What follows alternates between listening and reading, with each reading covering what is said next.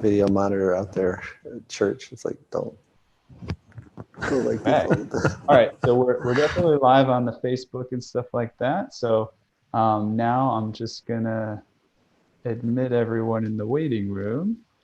You guys ready for that? Yes. Yeah, sounds good. Actually, you know what, let me hit record on Zencaster real quick. Don't let them wait. They might find something else to do on a Saturday afternoon.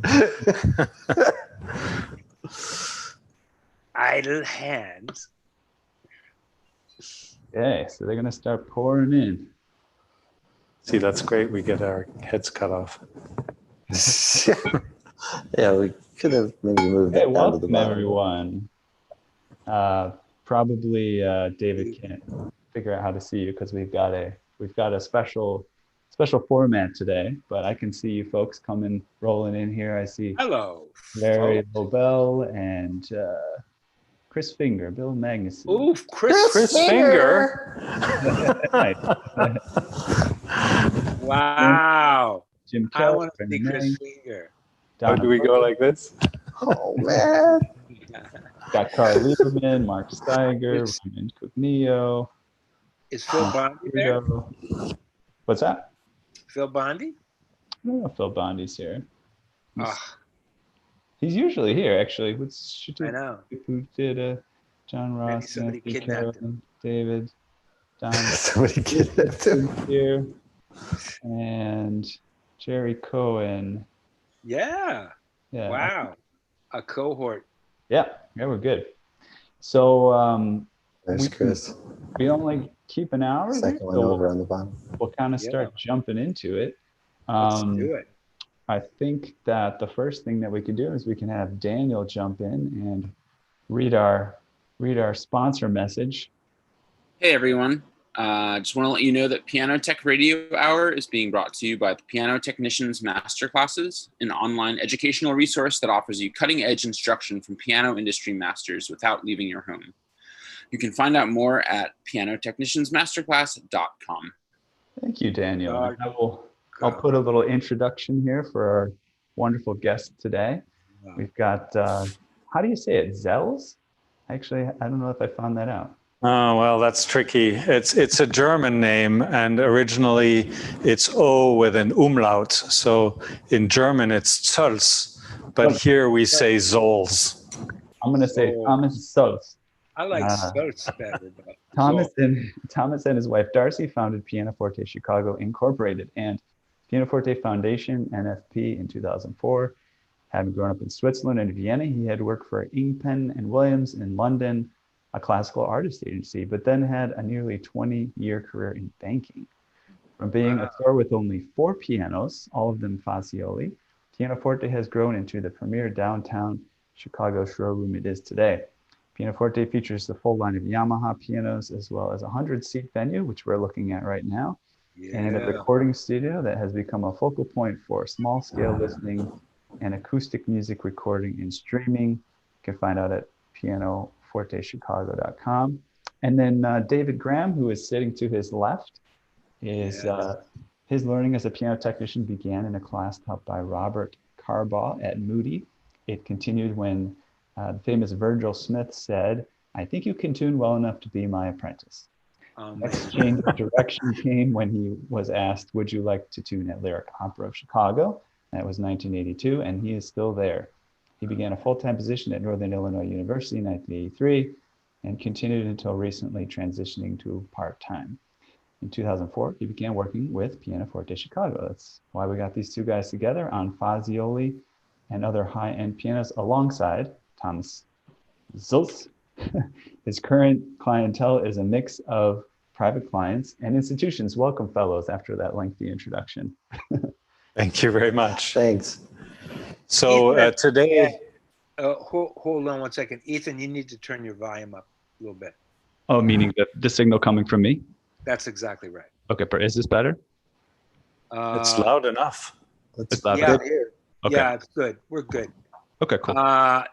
Thomas, David Anderson here. So happy to have you. Been weirdly following your story since 2004. As I told you, you were described to me as this brilliant, quirky dude who has a little teeny store with 4 big, huge, massive possibilities. And I was like, wow, this guy's got some guts someplace. And so here you are with the best line in, commercially in the world, which is Yamaha. Do you also sell Bosendorfers? I don't. It's because of my loyalty to Paolo Fazioli. That's exactly right. I completely understand that. So one of the few awesome, righteous, I would call them, golden rule living, attempting dealers that we all know and love. And he's made a success for himself in the big city and hooked up with one of the finest piano technicians that I know about. Brother, I've heard your tuning for 30 years and I'm in awe. Thank you. The first article I ever read in a piano technician's journal was by Virgil Smith. He spoke to me as a tuner in a way that I would read other tuning and articles and my eyes would glaze over and I'd go, Jesus, that doesn't sound like anything I do. What the hell is all this? And Virgil just spoke directly to me. So simple. Yep. And I've followed that line and developed a whole kind of even more precise method of tuning pianos orally or only orally I just am in love with. And it makes me happy every time I do the work. And a lot of that had to do with David, it's funny you say that about Virgil, because I remember going to Virgil Smith seminars, and by the way, I'm not a technician, so I just love to listen and learn. And the way he spoke and the way I've seen you speak about tuning in your seminars, it's very alike to me. Oh man, that's because he was, despite all the yada yada and all the external stuff that people want to judge you by this or that or whatever, the bottom line was he was an insanely great piano tuner and then a technician as well, but in this case, tuning. And tuning is, if you listen to all of the Asian masters that I've ever met, tuning is the crown jewel. And as I say, I've been listening to David Graham's tuning for a long time. And all I can do is kind of bow my head. There's a certain point where you tune unisons and it just goes to a different place. They start to sustain and sing and have what Virgil Smith used to call the angels come out of the piano, right? And people misunderstood him all the time. He wasn't talking about voodoo stuff. He was very clear about how to get there. Wouldn't you say that that's true, David? Yeah, I think the thing that always impressed me the most about Virgil and still has an impact on me today is that he was never satisfied with what he thought a good tuning should be. Yeah. He was always striving for more. And I would, meet different people at different times that would say, oh, I studied with Virgil, at such and such a time.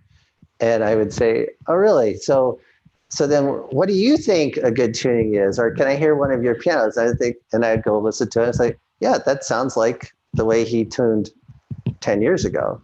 He doesn't tune that way now. And if he was still alive, he would be tuning differently than he did the last time he picked up a tuning hammer, because he was constantly striving to make himself better and to make the piano better. Oh, So it's like, remember that old golfer named Chichi Rodriguez? He just kept getting older and older and older, and still playing, you know, like champion level golf. It's the same thing. If Yeah. you're listening, if you're really truly paying attention and you're really truly a nerd and love this for yourself, you're doing this for yourself, for the beauty of it, then you're always getting better. I'm never satisfied, right? I listen to the recording or the concert or the person in the house or wherever it is, and I listen to the tuning and I think, oh man, that's good. But listen to that. See, not quite it, you know? excuse me a minute, can I go fix that note? Yeah, one note. No, it's just about a cent, but it's bugging the shit out of me, right? So, excuse me, but as a non-technician, is it fair to say that once you get there, it only like lasts for half an hour? Well, I longer than a half refer hour. to good tuning. Half an hour, I don't know. Depends on the conditions, right, Dave? That's true. But it's Outdoors with Herbie Hancock. well, there you go. Outside with Herbie Hancock, yeah, probably half hour. That's about a half hour. It's like a sand painting, brother. You know, the Buddhist monks that gather someplace and after 4 days have this insane painting, then they blow it away. The mandala. Yeah. Yeah, same as the crown jewel of the piano, the tuning. It's vaporware after a very short period of time. It's awesome, but it can hold the tell me if you think this is right, David. The foundations of it, that stability of it holds. Maybe that pure, almost crazy purity of a freshly tuned piano goes away a little bit, but that the foundation of it doesn't go away. Right, and you will hear when it's gone too far, because suddenly the piano loses its life and its projection.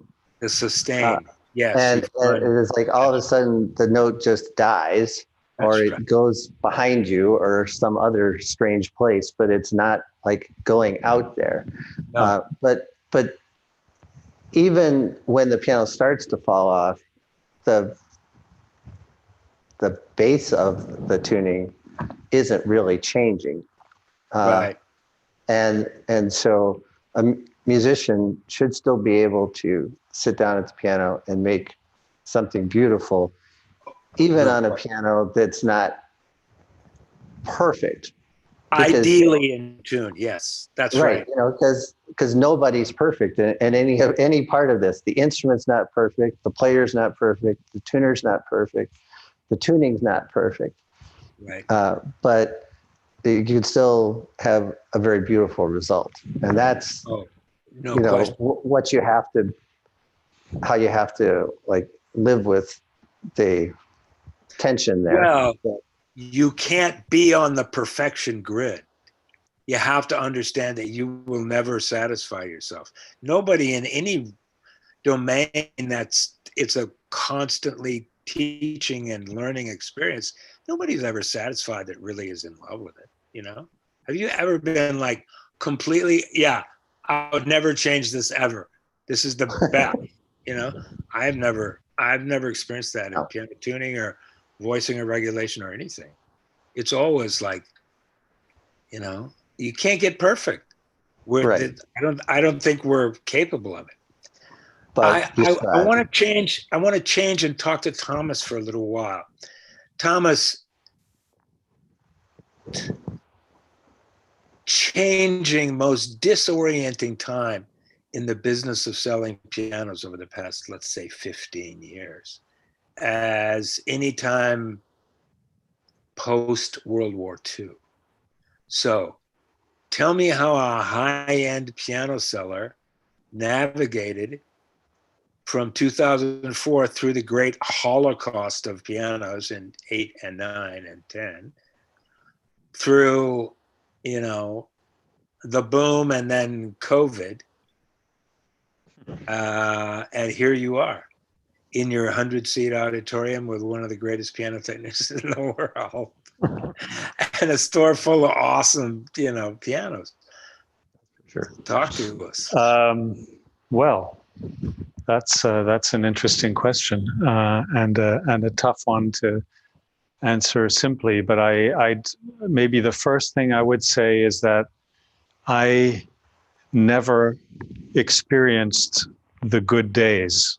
2004 was already 4 years into the downfall, if you like, of or the down curve of the piano market in the US. New pianos were already becoming very difficult to sell. So I never really had to deal with the luxury of sitting at my desk and people just walking in desperately wanting to buy a piano. So I think that set me up for a lot of caution. And I think there's a lot of other things that through luck set me up for caution. You might have noticed the bit in my resume that says I was nearly 20 years in banking. So I spent a lot of time analyzing companies and balance sheets and sort of knowing what the risky situations are. So not having a lot of debt would be one of them.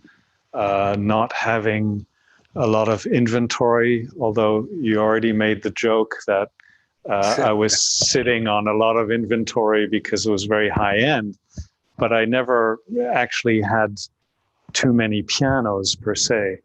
Right. And just, knowing how to manage overhead and cash.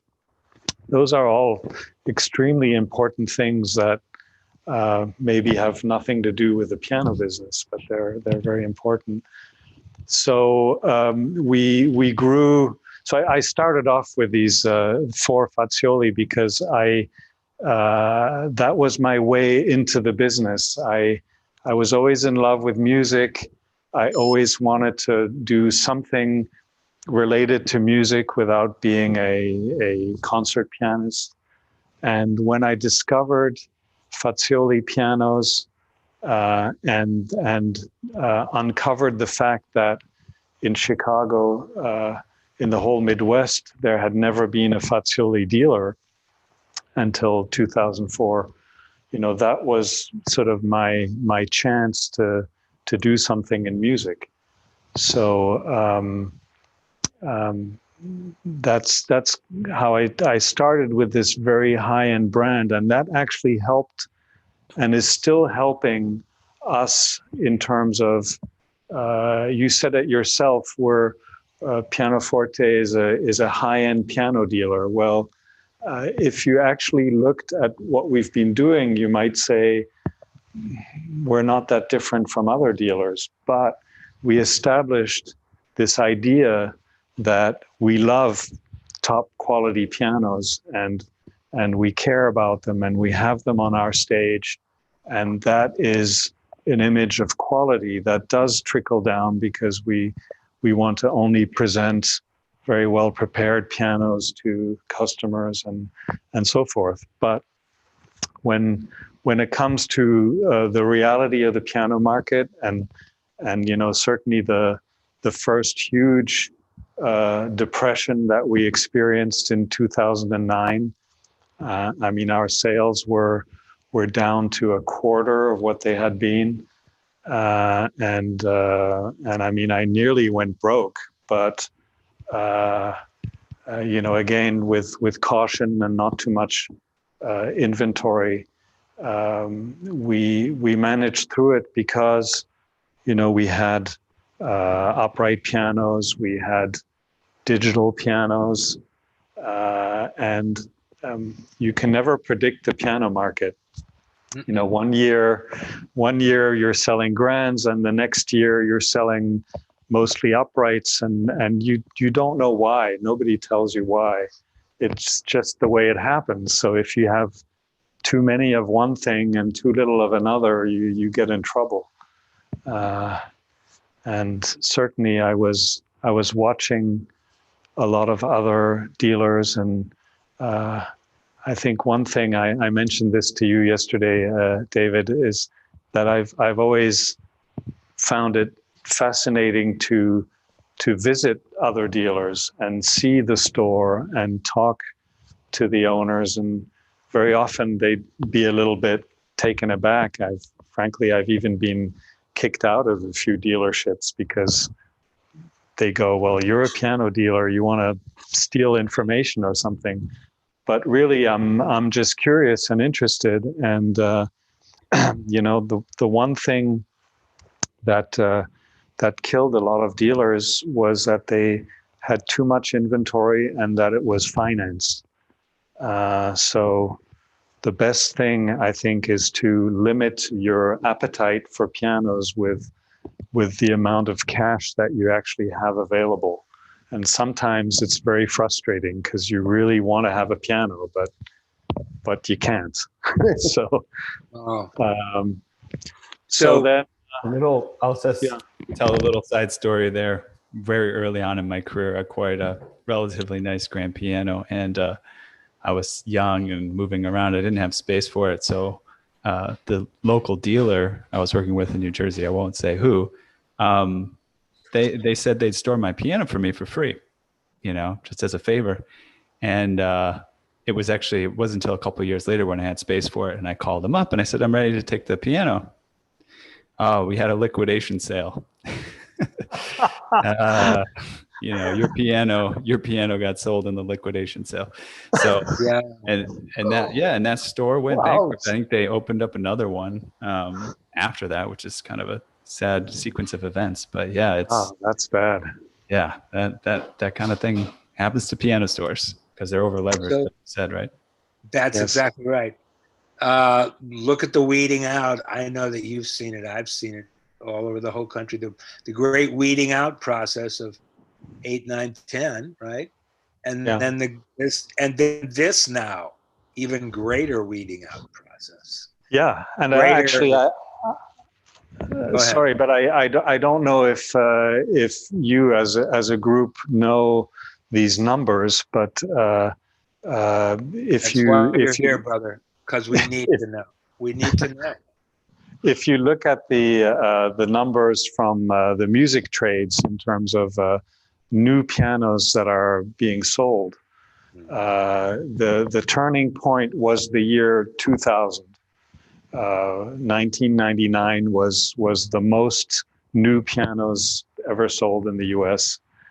And then it started going down, and then it kind of had a big drop in 2008 and 9, and now we're at about 1/4 of new pianos being sold compared to the year 2000. So logically, if most piano stores were selling new pianos, then 3 out of 4 stores should be out of business. And if I look around Chicago, it's not too far from the reality. Yeah. Yep. Same you know, with we certainly had 12, 15 stores when I started, and I'd say now we're at 5, 6. Yeah. Active. You know, there's a few that are still sleeping and just waiting to retire when the time comes, but they're not busy. So Thomas and David both, this is a question and a subject that I'm accused of harping on. And, you know, that people get tired of me hearing this, tired of hearing me say this. The business is going to the high end.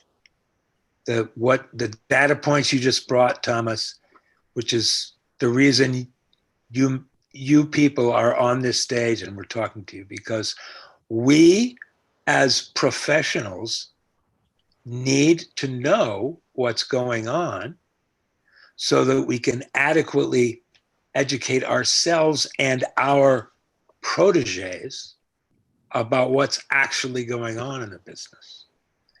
And what's actually going on for piano technicians is they with the most skills wins.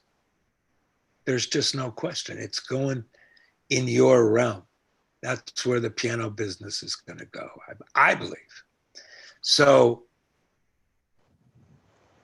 I want this cohort of beautiful piano technicians to really understand these are the dealers that you want to gather to and really respect and feel like collegial with, because man, we are not on a different side here. And I really, that's an old, deeply eroded thing. Yeah, these dealers, blah, blah, blah, blah, woof, wine and bitch. No, no. These guys are the good guys. So I would like you, David, to talk about when you met Mr. Zoells, and Sure. Road, a little bit of that story. Yeah. So what happened was, in my position at NIU, Northern Illinois University, I was that particular day teaching a new faculty member how to tune a harpsichord, because she wanted to start a early music ensemble, and she knew I was pretty busy. So she wanted to be able to tune the instrument herself. So we set up a series of lessons so she could learn. And right in the middle of the lesson, my phone rang, and it was this phone number I didn't recognize. And I thought, well, it could be, something related to a concert. So hang on a second. And this guy says, "Hi, I'm Thomas Zoells, and I'm opening a new piano store in Chicago selling only Fazioli pianos. And I've been asking around, and your name keeps coming up. So how would you like to work on Fazioli?" And so I picked myself up off the floor and I said, "I think I'd like that very much." I said, "Now you have to understand, I've seen one Fazioli in my life to that point.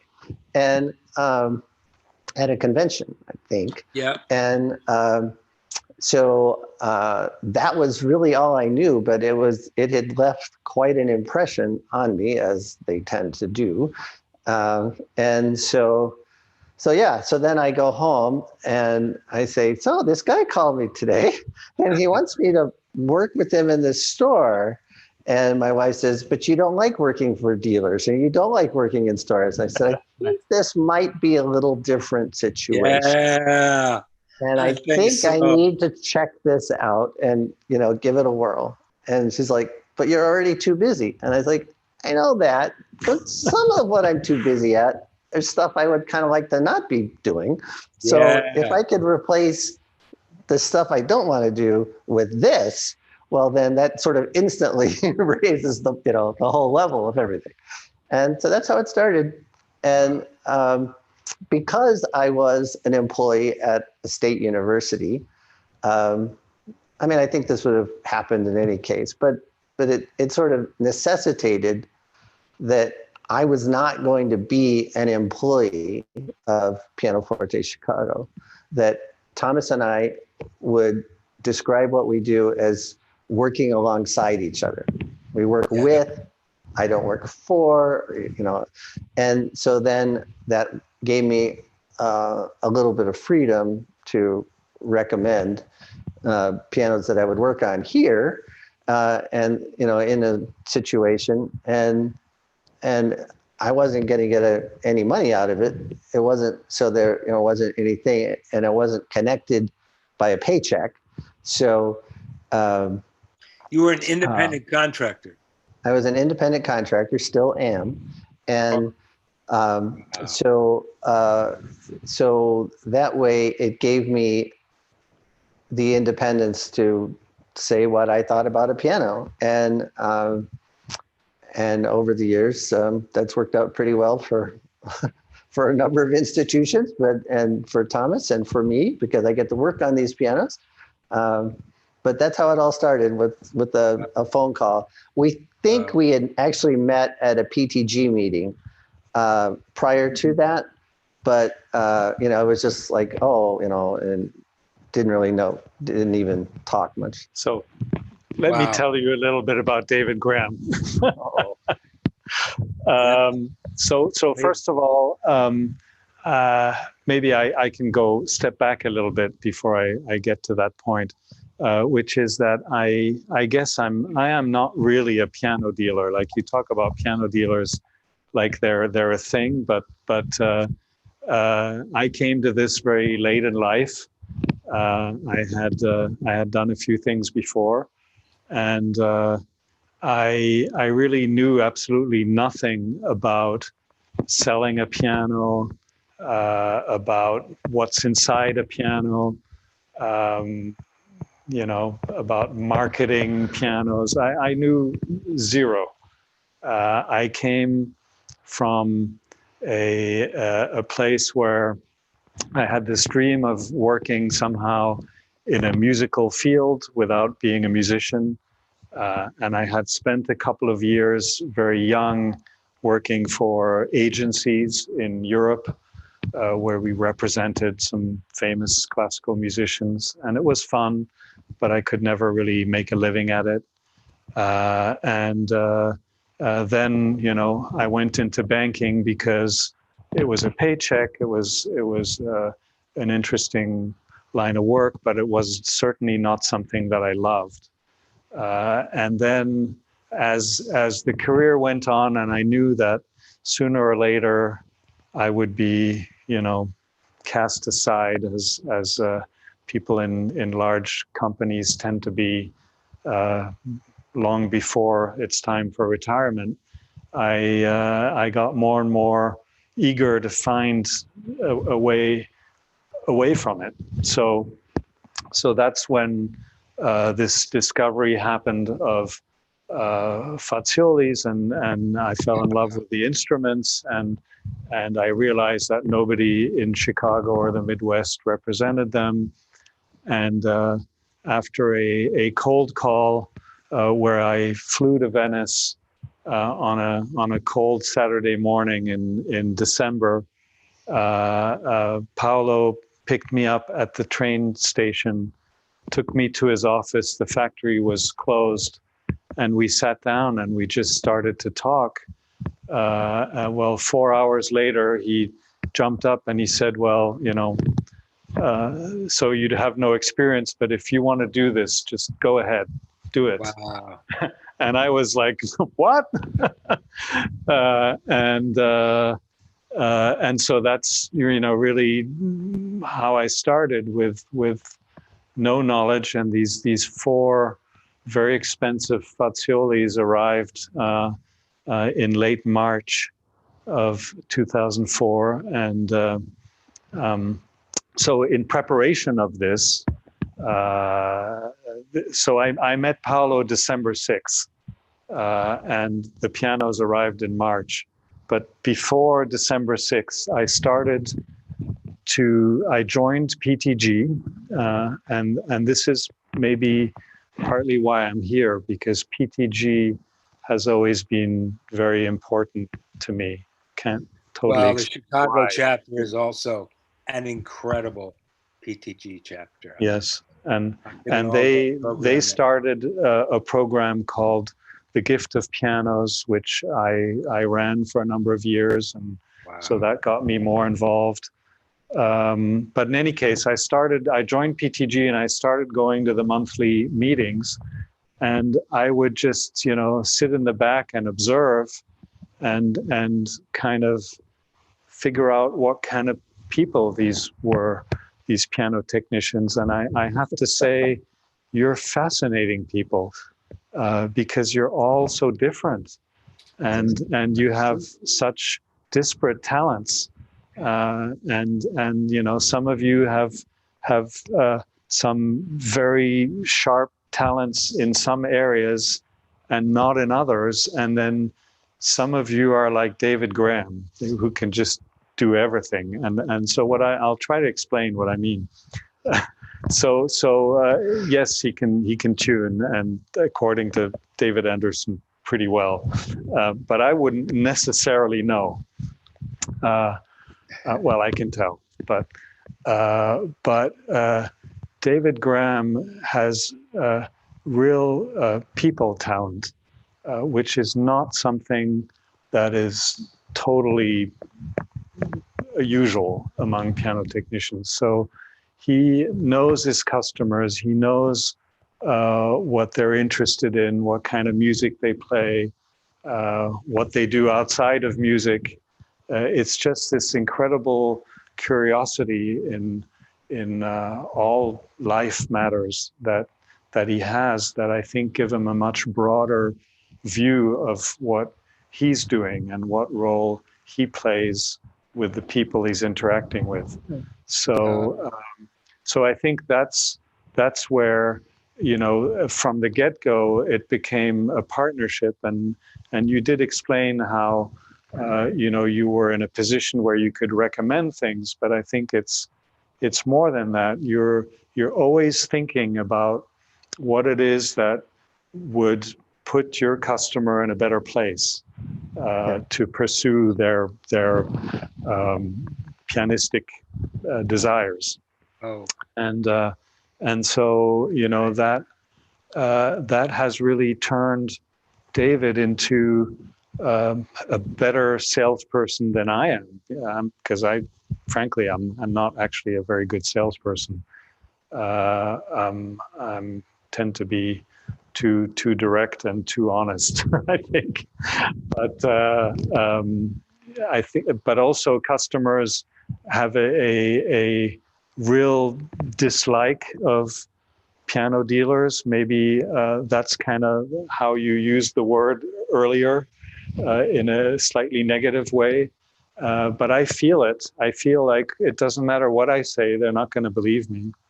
But if it comes from somebody who's not affiliated, who really understands piano and really can talk to somebody, David is also just an incredibly cultured person.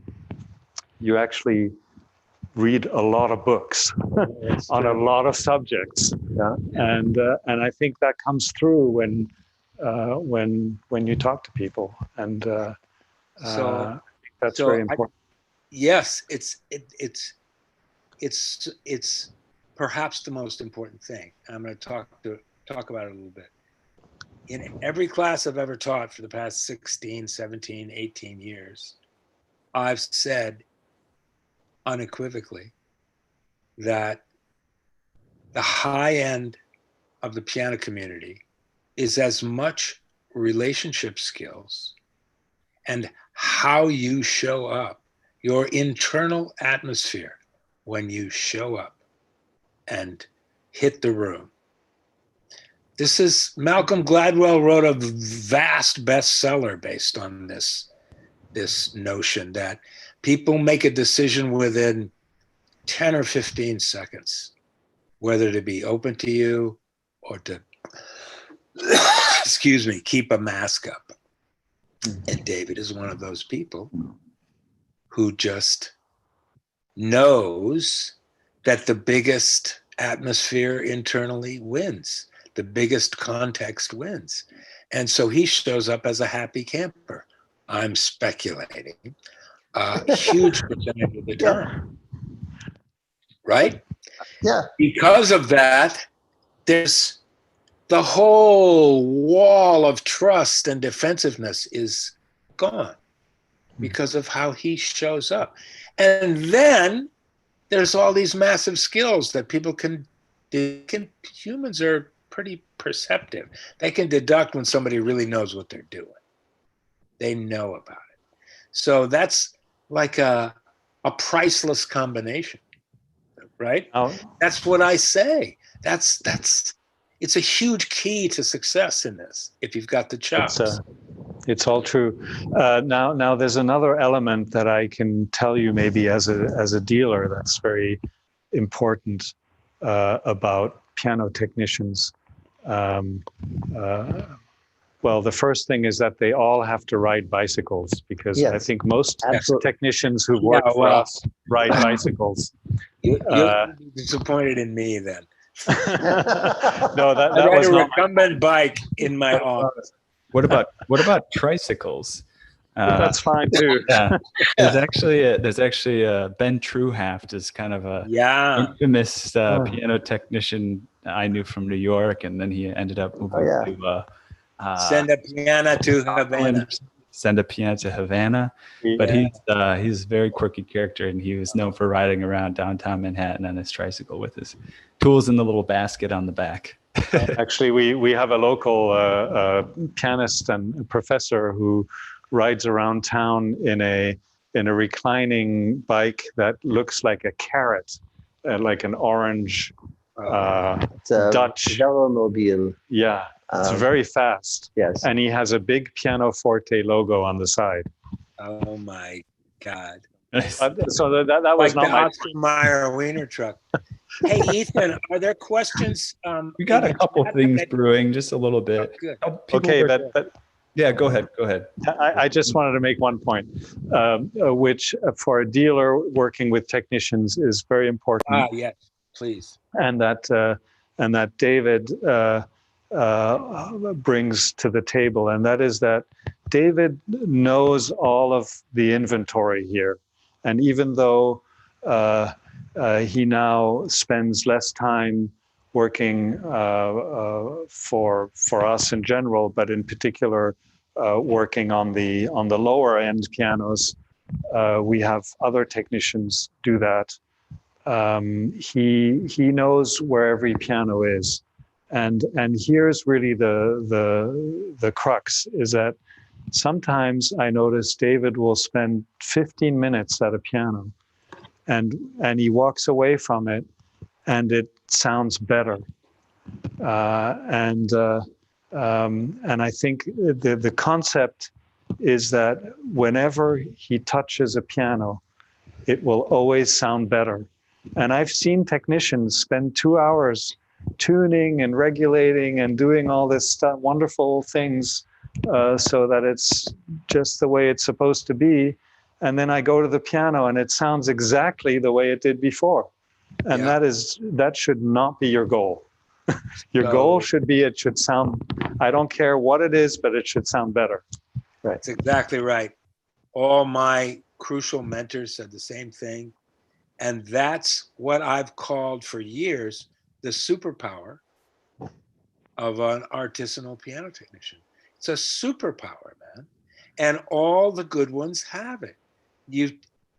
When you've gotten out of your head enough to really understand the beauty of your body to do this work, that it's a neck down event. It's not a neck up event. And David Graham has embodied this. And so that he's a piano healer, a piano whisperer, whatever you want to say. It's absolutely true. Think about it. I can do it. There's a small percentage of people in this craft that can do that, could just walk up and say, oh, well, let me do this. And it sounds better. It's a psychoacoustic illusion. It's some weird thing. It's magic. Well, you know, David, Virgil used to say that in everything when you would approach the piano, it would be like you were peeling layers off an onion. And Virgil, at his heart, was still a farm boy from Iowa, and he had peeled a lot of onions in his early days. And he's like, you know, like if you see what's wrong on the surface, right, and you take care of that, then okay, then that's something good. And then if you have more time, well, then you can peel another layer off, right? And so that's part of that striving to make the piano as good as it can, Right. But you don't always have days to work on a piano. No, You you might don't. have 15 minutes, or however much time you have. It has to be adequate that you don't like screw something up, because you can do that too if you just can. change something and then don't check it. Because when you change one thing on the piano, it affects so many other things. Early on in my days at Northern, I had a very powerful lesson in this because I leveled the keys on a Steinway concert grand, which needed to be done. And then, but that's all I did. I just put the piano back together, and the head of the piano faculty at the time walked in, and he hated the piano. And I was like pretty well crushed. He was pretty cool, and or could be, but he was right. And so I learned, is like Thomas said, you can spend hours doing correct work, and then the piano's no better. That's right. Or maybe even a perception of not as good. And maybe not as a good. little bit more touch weight or something. It's like the most depressing thing in the world. I forgot all about that at the beginning of my so-called high-end career. I used to do that, man. Work my ass off on the piano, and then, geez, Well, I mean, you can do all the 76 steps or how many there are from Yamaha on a piano, and you know, we're going through watching these videos, and I mean, it's I admire your patience in doing this kind of work, but you certainly can't possibly do this on every piano. you can't. This has come up with Sally Phillips in some of our lectures, especially Piano Technicians Masterclass content. She works on concert work, and well, first of all, just saying don't do anything without asking the player or whoever you're serving whether they want change it the done. voice. And and just make sure the things that you're doing are making the biggest difference, especially when you're limited on time, which she is, in concert work. David and I were talking about this actually before we got started. He's always bringing up this, asking people how many technicians, what percent are, kind of have the magical abilities. And this brought up the Pareto principle, which I don't know if I know David hadn't heard of it previously, but it's this sort of 80-20 rule that, 20% of the inputs in so many different systems are responsible for 80% of the output. And so in the case of piano work, I can see, asking yourself, especially if you're limited on time, what's the 20% of things? Like, here's all these things that I can do. What are the 20% of things that I can do right now that will actually produce 80% of the results? You'd agree with that, right, Dave? Graham? Yes, because there's always going to be some constraint on time or money or the piano itself. Again, we're not dealing with something that is perfect and trying to restore its perfection. It's a very imperfect device for translating what is in somebody's head into somebody else's head. So right. What's in their head needs to come out in sound that then another, they or another person will hear.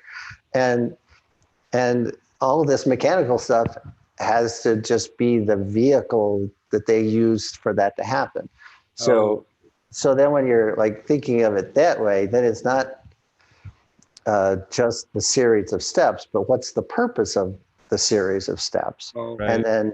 And then in this particular situation, this particular piano, how can I help it?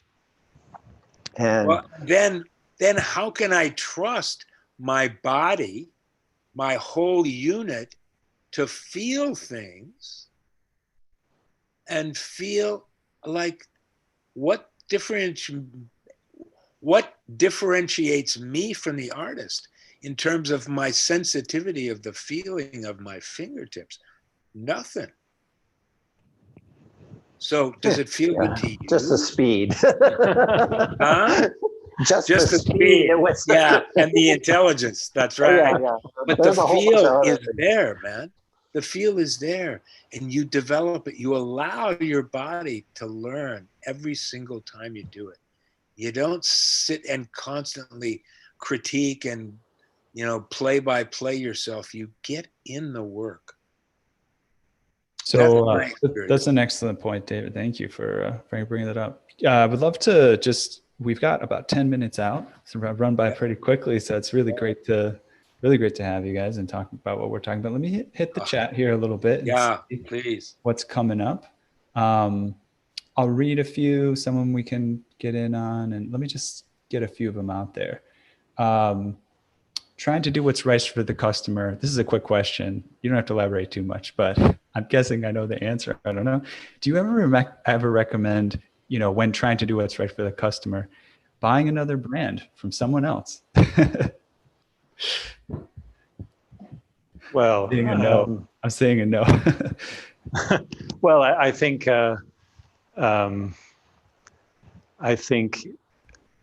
customers can be very unreasonable people sometimes, and the most important thing is to have an unwavering moral compass within what we do. And so, I think the idea of buying a brand that we don't represent just to make a sale completely goes against my grain, because I would only want to sell something that I believe in, that I trust, that I know.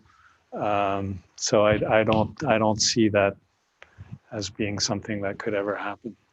Or am I misunderstanding? Okay, but Great answer. No. So I'm thinking of another way to look at it too, is that because the situation just happened. A client of mine has sort of in retirement really taken to playing the piano a lot. And so his very nice upright was just no longer up to the task. And so he told me that he wanted to buy a used Steinway. That was how he put it. And so at the time he told me that, I think Thomas had like one on the floor. But then a whole number of them came in, including one that I thought would fit his criteria. And so he came down here and he had a great time. He said, "Oh, I want to buy a piano from PianoForte." And I'm like, "Great." He says, "Well, so now I actually like two pianos there, and I'm trying to decide between the two." Said, "Okay, well, that's fine. You go back and play them again, and you'll figure it out." But then in the meantime, somebody that he knew said, "Hey, I'm working at a piano store up in Madison, and why don't you just come check out our pianos?" And so I get this email: "Dave, I have a problem because I really want to buy a piano from Thomas, but I went up to this store and I found this piano and it spoke to my soul," were literally his words. And I said, "Terry, you can't argue with that. You're in love with that piano. You should buy that piano." And he had me go up to make sure that it was fine, and it was. And they had two, and they were like, either one, they didn't really care. And but there was a clear difference in the sound of the piano. And so, in that case, it didn't result in a sale here. But Thomas and I talked about it, and it's like, well, when you have that moment where you just suddenly fall in love with a particular piano, You can't fight it. you can't fight it. And in fact, I used to warn my clients, if they were going to come down here, that they had to be careful if they played a Fazioli, because if they fell in love with the Fazioli, they were stuck because there isn't anything like it. And so, that's, I think, sometimes you have to let sales go, but but then, Well, and on the opposite side of the spectrum, there are customers that are so disagreeable to deal with. Terry was a delight. That sometimes it's better just to let the bad vibes walk out the door, and it's really not worth a sale. No question. I mean, yeah. it's only money. it's I just want to say, maybe that I'm stepping way out. Ethan, we should have a part 2. These guys are. Oh dear. I haven't shown you my I have videos. so many more questions. Yeah, I know. There's so much more history. They had stuff prepared to show us too. Yeah, we'll run out of time for there. So much stuff that we can learn in this shrunken, awesome little business. And by the way, Thomas, you have full status piano nerd status now. If there was ever a question, Nice. there's no question. No ever. question. Mr. Banker, Mr. whatever you were. Now you are full-time. We own you. One of those quirky, libertarian, weird, bohemian piano technicians kind of guys. You'll have to celebrate August 1st. It's the Swiss National Day with me. There you go. Is there some A day of weirdness. or a song or something? Sorry? Is it like a song thing or something? I just want these two men to commit to me on air that they're going to come back and do another one of these in the relative if you like future. Sure. Graham, Nice. we can learn so much more from these two. Are we really out of time? Oh yeah. Well, Yeah, 3 We minutes. are. We got 3 We are minutes. out of time, brother. Let me get a little bit of wrap up to folks. We put some links in the chat. Yeah. We're doing some special new stuff. So there's multiple links you'll find there in the chat. One is we're going to do a live stream on Wednesday evening. We did one last Wednesday. We watched the first 30 minutes of Boaz Kirschenbaum's lecture on voicing. So we're going to watch the second 30 minutes 30 to 60 together online. And you can register for that. It's free for people who are supporting us at $8 a month. You can pay one time. Any Piano Technicians Masterclass subscriber can join that for free. And we're going to put the review link in there as well. So if you guys could just give us some feedback, it really helps us improve week by week. And we also are ahead of the game. We're going to have, I think it's Eric Johnson next. I think he's next week. Yeah. So you can register for that already. We put that link in the chat. So Ian, if you could add those links one more time so people can check them out. Those are all there. Make sure you get on board with it. You want to. And I think David and Thomas, definitely we want to have you back. So we'll chat offline about when and how that happens. And we can nail down an agenda if you have something special you definitely want to put out there. I'm as a former banker, I had a whole presentation ready. No, this was a huge and deep insight into so many of the things that I've been saying for so many years about the ideal kind of relationship between craftsman and dealer, craftsperson and dealer. It's so instructive and so valuable. I just want to thank you. And I want to thank the whole support staff of the Piano Tech Radio Hour. It's fabulous. Ethan, you are, again, the best partner in the world. Thank you so much. You too, man. It's great to have you here. Yeah, and I'll mention the people that we have helping us behind the scenes. We have Pooja and Ian and Tal and Mikolai and someone new, Tadun, is on board. We also have Pat and Daniel and Sarah. The podcast is actually, we're going to launch the podcast officially this Wednesday or Thursday, I think. So we'll send out a message about that. You can start to listen to these while you're driving around in your car and stuff. Oh, that's good. Also, I'd like to make a shout out to Jeremy Whetstone, who's our engineer, who put all this together, and the lights and the sound, and so thank you, Jeremy. Yep. Thank you, Jeremy. Yeah, thank you so much, Jeremy. And he would have happily played the videos too. And also, next time in Camelot. I talked to you, Thomas, and we'll see if we can arrange for this. We talked about maybe having a pianist come on to use Yes. your studio and do something interesting. A pianist who's interested in technology. We'd love it. We do live streaming from this stage all the time. Yeah, so that'll be awesome. All right then. Okay. Let me see. Let them know that his shop in Chile was inspired by PianoForte Chicago. Oh, this is Jorge Gonzalez of Chile. His shop That's in Chile great. is inspired by you. He just wanted to let you know. See, Cool. the nerd community, global nerd community, ladies. And gentlemen. Just Awesome. Well, I'll all right. I'll knock us off the social networks. David, actually, I can make sure you leave the Zencaster open so we can grab that audio. Do it. Jeremy, I'll be in touch with you to get the audio from your end as well. And thanks to our whole piano community, you people that show up every week are just dear to us. Dear Definitely, to us. Thank you so definitely. much. It's great to have you here. All right, so we'll wrap it up slowly here. I'll get off the All right. the streaming online first, but you can visit those links in the chat if you need to catch them. All right, bye-bye. All right, everyone. Mr.